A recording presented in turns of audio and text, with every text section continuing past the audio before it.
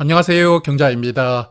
지난달에 청약했던 공모주들이 이번 주부터 하나씩 상장을 기다리고 있는데 그 중에 첫 번째로는 가장 많은 분들이 청약을 하셨던 K뱅크가 상장을 하게 되거든요. 그래서 오늘은 K뱅크 상장에 앞서가지고 몇 가지 내용을 조금 정리를 해보았습니다. 자, K뱅크는 이번 주 목요일에 상장하는데 최근에 이란 전쟁 때문에 시장이 조금 뒤숭숭하잖아요. 그래도 제가 지금까지 봤을 때는 상장하는 공모주가 시장 영향을 받는 종목이 거의 없었고 독자적인 시세를 보여주는 경우가 대부분이었거든요. 그래서 이번 종목도 아마 그렇게 되지 않을까 예상합니다. 그리고 주관사가 NH투자증권, 삼성증권, 그리고 신한투자증권이었으니까 내가 어디로 청약을 하셨는지 지금 한 번 더 생각을 해두시는 게 좋습니다. 자, 그러면 청약 배정 결과부터 체크를 해보고 내용을 차근차근 살펴볼 텐데요. 먼저 우리 사주 배정 결과를 보니까 우리 사주에서 미달이 나왔다는 것은 뭐 청약할 때도 알고 있었지만 예상했던 것보다 훨씬 많은 수량이 미달되었습니다. 1200만 주를 배정했었는데 직원들이 약 352만 주만 청약을 했었고요. 그래서 배정 수량의 29% 정도만 소화가 되었고 나머지 약 70%는 미달이 되었으니까요. 기관 투자자와 일반 투자자에게 추가로 물량이 배정되었습니다.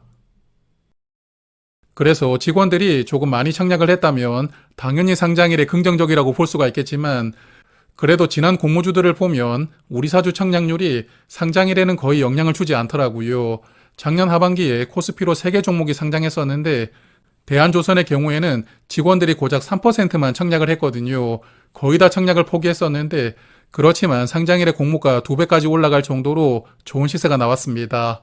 그리고 명인제약은 64% 청약을 했고 TMC는 직원들이 31% 청약하면서 역시나 우리 사주에서 꽤 많은 물량이 미달되었지만 그래도 두 종목은 공모가 2배 넘는 시세를 보여주었으니까요.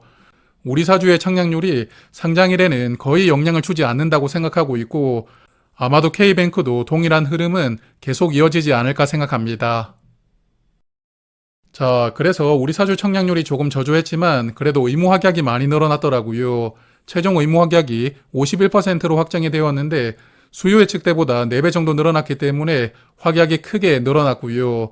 그리고 6개월 확약 비중도 약 28% 정도 되니까 조금 비교적 장기적으로 보유하는 물량도 많았거든요. 확약의 퀄리티 측면에서도 괜찮은 수준이라고 생각합니다. 그래서 우리 사주 미달 물량과 의무 확약을 고려해서 상장일에 유통될 수 있는 물량을 다시 계산을 해보았습니다. 상장일에는 약 1억 3천만 주 정도로 전체 주식의 33.6% 물량이 유통되는 조건이거든요. 상장일부터 풀리는 유통 물량이 조금 많은 편이고 게다가 유통금액으로 보면 1조 원이 넘어갑니다. 그래서 코스피 시장으로 상장하는 만큼 연기금 같은 기관 투자자가 상장일부터 의무적으로 조금 담아주겠지만 그래도 유통 물량은 조금 부담스럽다고 생각이 들고요.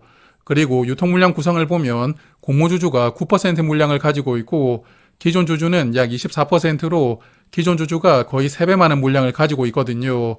그래서 기존 주주의 스탠스가 상장일에 영향을 많이 줄 것이라고 예상합니다. 자, 그래서 청약 전에도 말씀을 드렸지만 기존 주주에 대해서 다시 한 번 더 짚어보겠습니다. 먼저 기존 주주의 구성을 보면 재무적 투자자가 약 7,200만 주를 보유하고 있고 개인 주주는 약 2,700만 주를 보유하고 있으니까요. 기존 주주 중에서는 재무적 투자자가 약 3배 많은 물량을 가지고 있는 조건입니다.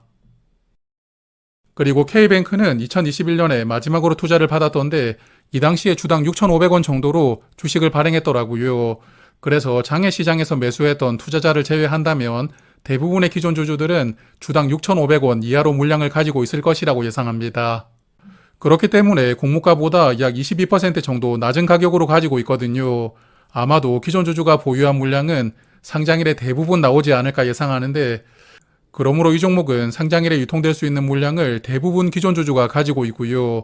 특히 재무적 투자자들이 많은 물량을 가지고 있으니까 재무적 투자자들이 조금 합심하고 흐름을 만들어 주느냐가 상장일의 관건으로 작용하지 않을까 생각합니다. 그리고 아직까지 행사되지 않은 스톡옵션도 있는데 이게 감사보고서가 제출이 되어야만 행사할 수 있는 조건이 부여가 되어 있더라고요. 25년도 감사보고서 상에서 자기 자본을 2조 원 넘기고 또한 세전이익 기준으로 1,000억 원 이상이 되면 스톡옵션을 행사할 수 있다고 합니다. 그래서 일단 잠정 실적 기준으로는 기준을 초과할 것이라고 이야기를 하고 있더라고요. 그렇지만 일단 오늘까지 감사보고서가 나오지 않았기 때문에 상장일의 스톡옵션 물량은 나오지 못할 것이라고 생각합니다.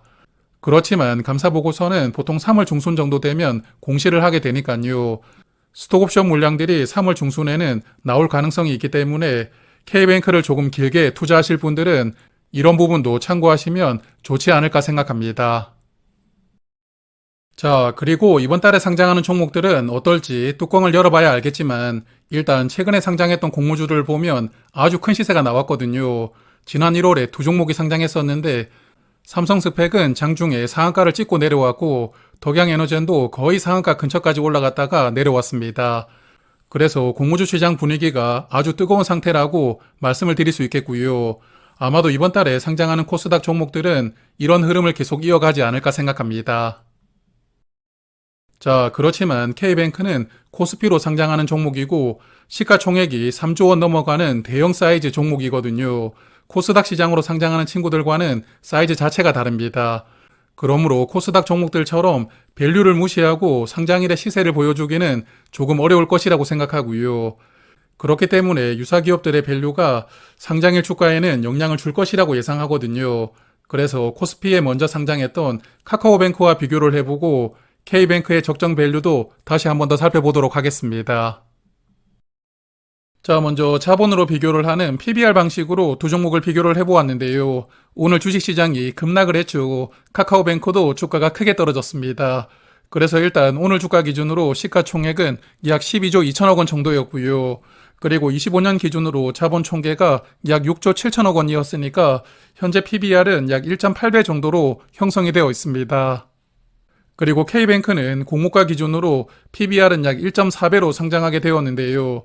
그래서 현재 카카오뱅크보다는 PBR 밸류가 약 0.4배 정도 낮은 상태로 공모 가격이 책정이 되어 있거든요. 그래서 PBR 밸류로 보면 여전히 합리적이라고 생각하지만 그래도 지난번 청약할 때보다 카카오뱅크 주가가 많이 내려왔다는 게 조금 아쉬운 부분입니다. 그래서 카카오뱅크의 PBR을 대입해보니까 K뱅크는 적정 시가총액이 약 4조 4천억 원으로 계산이 되더라고요. 주가로 환산하면 1,900원 정도가 되니까 카카오뱅크의 밸류를 적용했을 때 K뱅크는 그래도 공모가 대비 31% 정도는 업사이드가 있다고 볼 수가 있겠습니다. 그러므로 사실 최근 공모주 시장 흐름이 밸류가 상장일에 전혀 영향을 주지 않고는 있지만 그래도 K뱅크는 코스피로 상장하기 때문에 어느 정도 영향을 줄 것이라고 예상하거든요. 그래서 일단 1,900원 이 가격을 한번 기억을 해두시고 내용을 조금 더 이어가겠습니다. 자, 그러면 오늘 말씀을 드렸던 내용을 정리를 해볼 텐데요. K뱅크는 수요 예측 결과가 무난하게 나왔던 종목이거든요. 2,000개가 넘는 기관이 참여했으니까 기관 참여 수는 괜찮았지만 의무 확약을 신청한 비율은 약 12% 정도로 확약을 신청했던 기관이 그렇게 많지 않았습니다. 그래서 꼭 받고 싶었다 생각했던 기관이 그렇게 많지 않았으니까요. 수요 예측 결과가 상장일에 아주 긍정적으로 작용하지 않겠지만 그렇다고 부정적으로 작용하지도 않을 것이라고 생각합니다. 그리고 앞서도 말씀을 드렸지만 상장일의 유통 물량은 조금 부담스러운 수준이거든요. 공모가 기준으로도 1조 원 넘는 물량이 유통될 수가 있습니다. 그래서 상장일을 기다리는 수급은 어느 정도는 있겠지만 이 정도 물량을 가볍게 컨트롤하고 움직이기는 조금 어렵다고 생각하고요.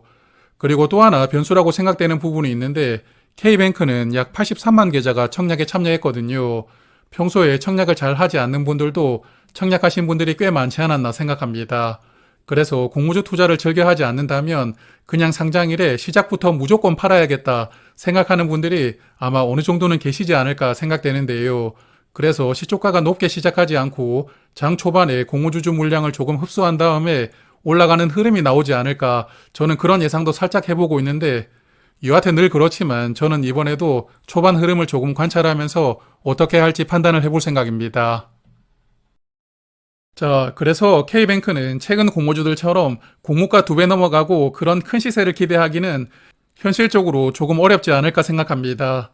코스피로 상장하는 종목이고 유통 물량도 많기 때문에 상장의 수급만으로 큰 시세를 형성하기는 조금 어렵다고 보고 있고요. 결국에 밸류의 영향을 받을 것이라고 생각하는데 K뱅크가 상장하는 목요일에는 시장 분위기가 조금 회복되었으면 좋겠거든요. 여하튼 오늘 기준으로 카카오뱅크와 비교를 했을 때 그래도 공모가 대비 31% 정도는 상승할 수 있는 여력이 있었으니까요. 개인적으로 상장일에 30에서 50% 정도를 한번 생각해보고 상장일의 흐름을 보면서 천천히 판단을 해볼 생각입니다. 그리고 마지막으로 이자 비용을 정리해보면 비례 경쟁률이 약 270대 1 정도였기 때문에 경쟁률이 그렇게 높지 않았습니다. 파킹 통장 기준으로 보면 이틀간 이자 비용은 약 130원 정도였으니까요. 상장일의 주가가 5에서 6% 정도만 상승을 하더라도 수익 구간으로 들어가게 되니까요. 비례 청약을 하신 분들은 한번 참고해 보시길 바랍니다. 자, 그러면 K뱅크도 상장일 아침에 라이브를 진행하니까요. 목요일 아침에 시간 되시는 분들은 목요일 아침에 라이브에서 다시 인사를 드리도록 하겠습니다. 고맙습니다.